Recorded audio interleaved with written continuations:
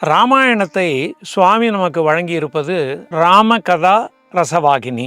அயனம் என்றால் வழி, ராமருடைய வழியைத்தான் ராமாயணம் என்று நாம் சொல்கிறோம். ஆனால் ராமாயண காதையை நமக்கு ஒரு ரசத்தோடு சுவாமி அருளி இருக்கிறார். அதற்கான காரணத்தை அவர் விளக்குகிறார். ராமாயணத்தை மேலோட்டமாக புரிந்து கொள்வது ஒரு வகை, அதனுடைய ஆழ்ந்த நுட்பத்தை உள் வாங்குவது இன்னொன்று. யார் யாருக்கு மகன், இவர் என்ன காட்சியில் வருகிறார், இவர் பேசியதனுடைய தாத்பரியம் என்ன என்ற வாதங்களிலேயே நாம் இந்த இதிகாசத்தை பார்க்கிறோம். ஆனால் அது நம்முடைய நோக்கமாக இருக்கக்கூடாது என்று சுவாமி நமக்கு அருளி இருக்கக்கூடியதுதான் ராமகதா ரசவாகினி. இதை பார்க்கின்ற பொழுது பல்வேறு ராமாயணங்களில் சொல்லப்படாத பல விஷயங்கள் இந்த இடத்தில் முன்னிறுத்தப்பட்டிருப்பதை நம்மால் உணர்ந்து கொள்ள முடியும். உதாரணமாக, சீதையை ராவணன் தூக்கிச் செல்லுகின்ற காட்சியை புஷ்பக விமானம் என்று எல்லா ராமாயணத்திலும் சொல்லப்பட்டிருக்கும். ஆனால் சுவாமி அதை பற்றி விளக்குகின்ற பொழுது ஒரு